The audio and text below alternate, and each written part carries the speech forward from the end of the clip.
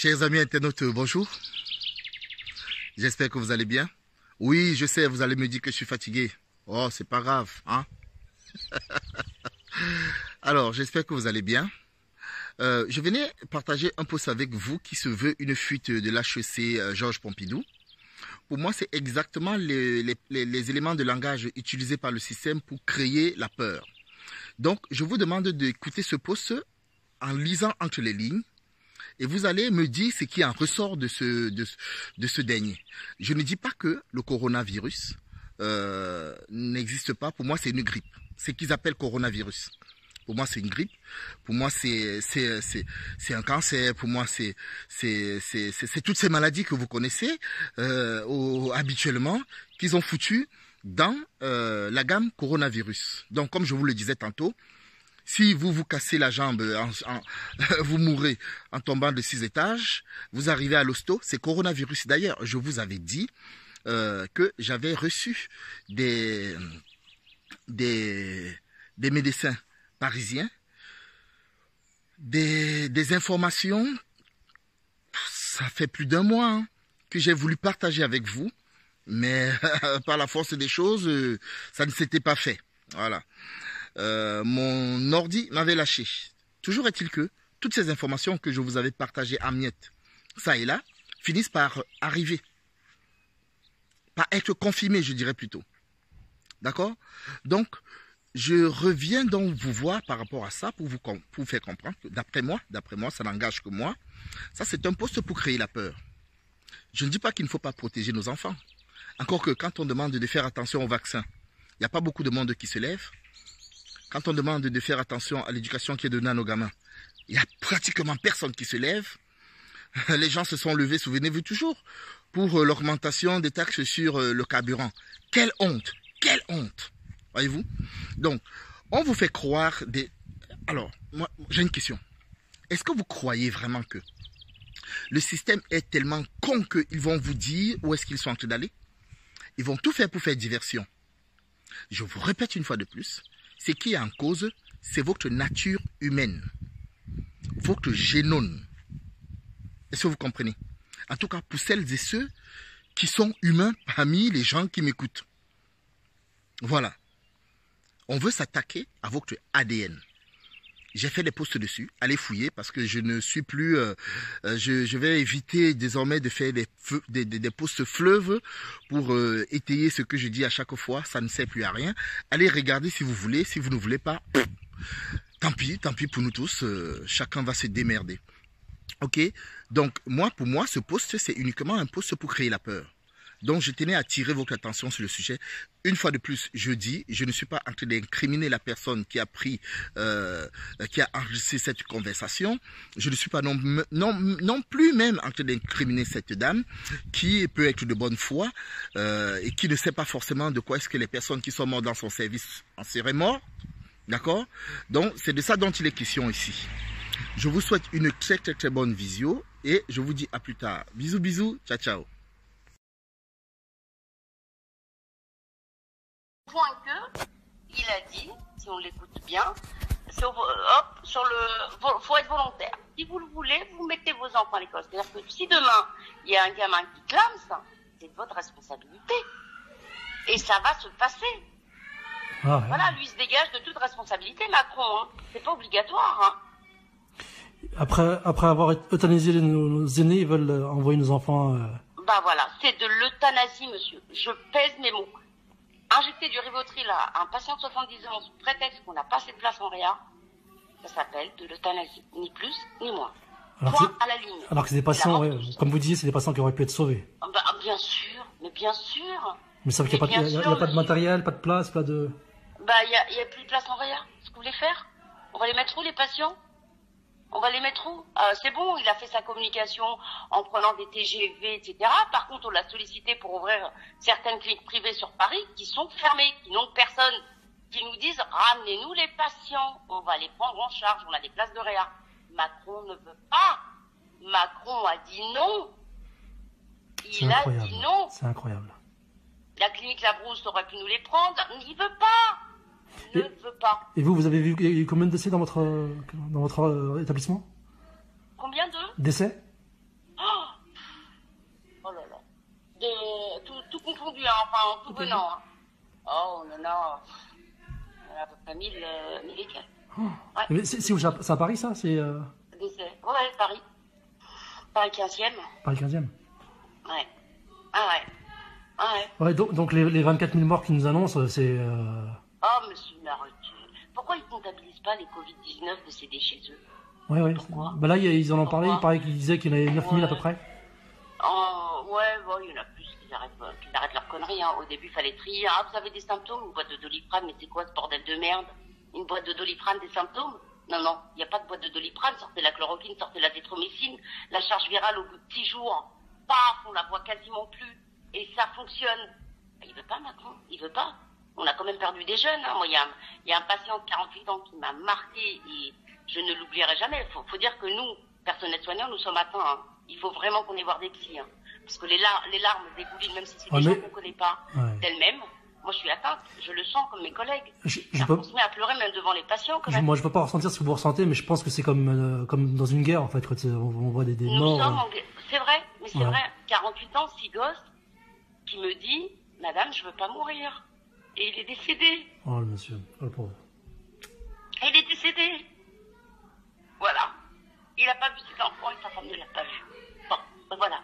Voilà, tout ça pour pas avoir essayé la chloroquine, tout ça pour pas. Mais Macron est un assassin. Mon Dieu. Macron est un assassin.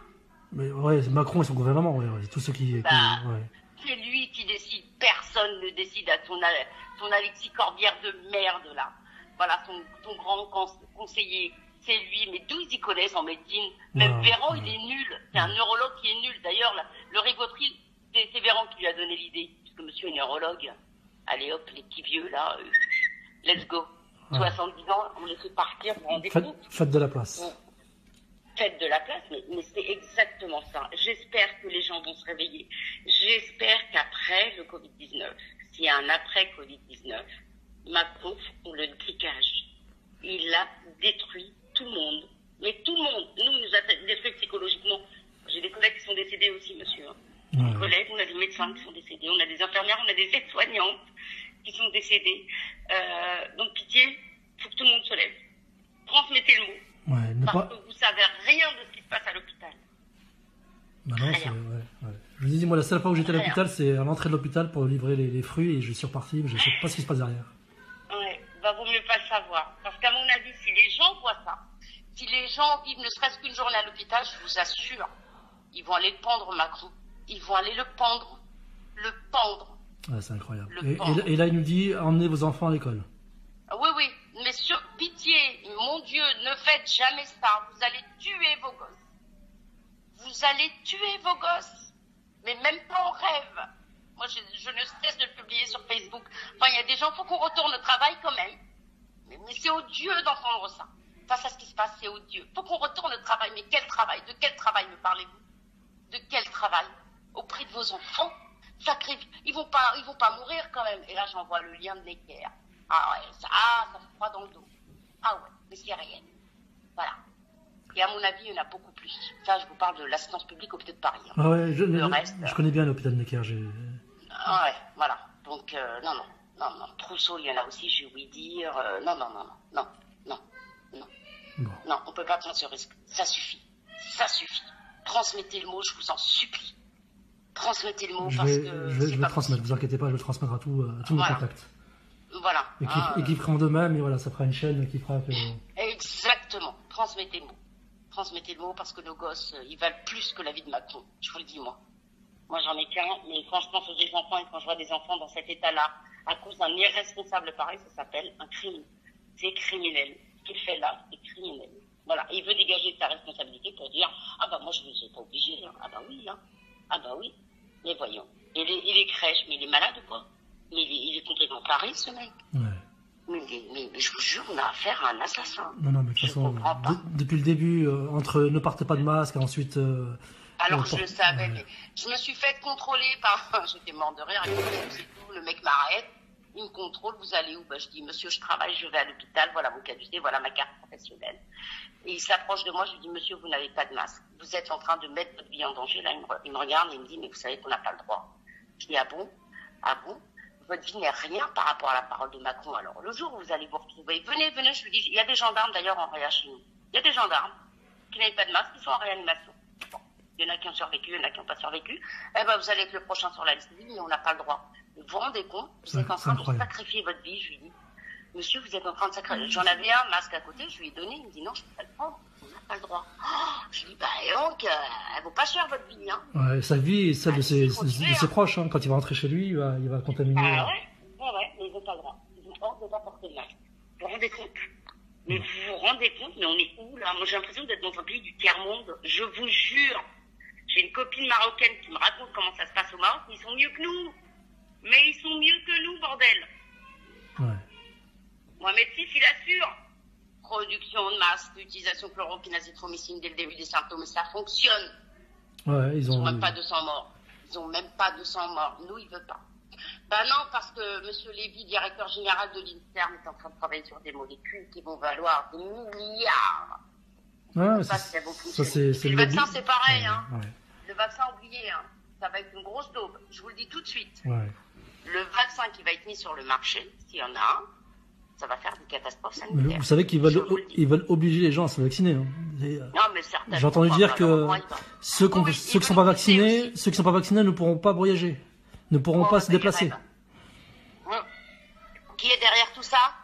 C'est pas M. Bill Gates, par hasard? Enfin, par un simple hasard, voyons. C'est lui qui finance tout ça. Faut arrêter, quoi. Et Macron est dedans. Faut arrêter. Je ne sais pas si vous avez souvenir du vaccin de l'hépatite B qui avait fait une catastrophe sanitaire, d'ailleurs, avec des scléroses en plaques à l'Argamanu. Ben là, ça va pas être des scléroses en plaques qu'on va avoir. Allez savoir si on va pas développer des cancers. Moi, je n'ai aucune confiance. Il y a quand même un séquençage SIDA dans ce virus. Hein. On n'a pas le vaccin. Et vous êtes en première ligne. Vous risquez de tous vous faire vacciner parce que vous êtes soi-disant. Je vais vous dire, monsieur. Moi, si on m'oblige à me vacciner, je pose ma démission. Et on est plusieurs à être dans ce cas. Allez-y dans les hôpitaux, vous allez soigner. Nous, on ne sera pas vaccinés. On ne se fera pas vacciner parce qu'on sait ce qu'il y a dedans. Voilà. Et on connaît les effets secondaires par avance. Donc non, merci, je démissionnerai, monsieur. Ça, c'est clair et c'est net. Et j'irai voir ailleurs. J'irai dans un autre pays, la France me dégoûte. C'est bon. Ça me saoule. J'irai au Maroc, tiens. Franchement, aller exercer au Maroc, on est tranquille. En tout cas, vous êtes la bienvenue. Hein. Je suis maroc, quoi. Mes parents sont d'origine marocaine. J'ai un appartement au centre de Rabat. Ah, bah, c'est gentil. Mais je peux vous assurer qu'il assure, hein. Votre Mohamed VI, là, moi, je le félicite. Il a tout compris. Il a tout compris. Bah, il protège sa population. Hein. Bah, voilà. Macron, non, on est trop nombreux. Allez. Surtout les vieux, là, ça coûte cher. Let's go, et puis les gosses, s'il y a de la casse, allez. Mais il veut nous tuer, ni plus, ni moins, et je suis pas la seule à le dire. Alors moi je suis mort de rire quand je vois Philippe Juvin qui passe beaucoup à la télé, vous savez, le chef de service des urgences de Pompidou. Ouais. Et Philippe c'est pareil, hein, ça bouillonne de l'intérieur, mais il y a des choses qu'il peut pas dire, parce qu'il est quand même maire de Colombe, de la Grande Colombe. Ouais. Donc on va lui mettre les bâtons dans les roues s'il ouvre trop sa bouche, hein, pour les budgets, etc. Mais il n'en pense pas moins. Il n'en pense pas moins. Non, mais... Il y a des gens, c'est des conflits d'intérêts, et voilà. Faut pas tout dire. Ouais. Mais c'est comme le truc de Rivotril, hein. On a eu ordre de fermer notre bouche. Mais bon, il y a eu des fuites, et tant mieux que les gens sachent. Alors après, on vous dit, mais vous, médecins, vous êtes complices. Non, nous ne sommes pas complices. On ne nous donne pas d'autre choix. Tout est ficelé pour en arriver là. Tout est organisé dans le but de limiter la réa. De toute façon, elle n'est pas extensible, hein, on a fait le max. Ouais, c'est 7000 places. Et puis, voilà. Monsieur veut pas ouvrir les cliniques privées, alors qu'on aurait pu mettre ces gens-là dans des cliniques privées. Il y en a plein sur Paris qui ont ouvert leurs portes. Macron a dit non. Pourquoi? Macron a dit non. Enfin, mais les masques, monsieur, il y en a plein chez les grossistes. Hein. On vous ment. Les masques FFP2, il y en a plein chez les grossistes. J'ai des potes grossistes, ils en ont plein. Ils ont ordre du ministère de la Santé de ne pas en sortir un seul. J'ai des potes pharmaciens qui peuvent en commander à l'Argamanu. Il m'a dit, demain t'en veux, demain j'ai 20 000 masques en pharmacie. Mais on ne veut pas. Ils leur interdisent de vendre les masques. Vous vous rendez compte? Même pas de les vendre, ils sont disponibles, ils sont chez le grossiste, ils vont périmer. Macron veut pas. C'est incroyable. Macron ne veut pas. Alors, ça, c'est pas un assassin, mais c'était gravissime. De toute façon, là, il y a des plaintes, même moi j'ai déposé des plaintes, il y a plein de plaintes. Ça, on n'en entend pas tellement parler. Mais il faut qu'il aille en tôle, ce mec. Ce mec, faut le pendre. Il a du sang sur les mains. Pourquoi ne pas délivrer de masques au grand public? Il y en a, ou chez les grossistes, il y en a. Les pharmaciens ont leurs tuyaux, ils peuvent en commander comme ils veulent. On veut pas. Il risque 6 mois d'emprisonnement quand même. Hein. Ouais, ça devient. Pour prendre la main dans le sac. Vous imaginez, ça devient un délit de trouver des masques. Ah ouais, non, il y en a chez les grossistes, monsieur. Et des FFP2, hein, c'est pas n'importe quoi. Hein. Il y en a, mais Macron veut pas. Alors après, cherchez l'erreur. Bon. Voilà. Ouais, bon. C'est dingue. Je vous jure que c'est dingue. Non, ouais, c'est dingue. Je vous jure que c'est dingue. Mais non, faites attention à vous, vous laissez pas faire. C'est ce que je dis, préservons nos enfants, je vous en supplie. Bon. Voilà. Ok, madame. En tout cas, merci pour toutes ces infos. Je vous en prie, mais j'en parle à tout le monde. Hein. Ouais. Complètement dingue, mais c'est comme ça. La boulangère, je en parle. Le boucher, ah bon, mais les gens, j'ai l'impression qu'ils atterrissent, quoi. Mais les gens, j'ai l'impression qu'ils atterrissent. Non, mais... bon, ils découvrent. Non, ceux qui découvrent... la BFM, enlevez-moi tout ça. Ouais, c'est ça, c'est ceux qui découvrent, c'est ceux qui regardent que BFM, en fait. Ils ont que ce lien-là d'information et... Ouais. C'est des menteurs. C'est des trous Macron. Ils vous montrent, venez sur le terrain. C'est le terrain, mais c'est là où vous avez la vérité. C'est comme le journaliste de Russe, il hallucinait au début. Il hallucinait. Alors moi, j'ai passé des coups de fil chez les grossistes aujourd'hui. Hein. T'as des masques? Oui, combien? Ah bah écoute, j'en ai 500 000 en stock. Ah ouais, d'accord. On peut en avoir? Ah non. Notre gouvernemental, on n'a pas le droit de sortir de masque. Ben voilà. Écoutez, on vous ment pas, c'est réel. C'est tel grossiste à revenir de la maison, mais pas de masque. Vous en aurez pas. Vous voyez? Ouais. Donc, hallucinant. Hallucinant. Voilà. Bon, ok, madame.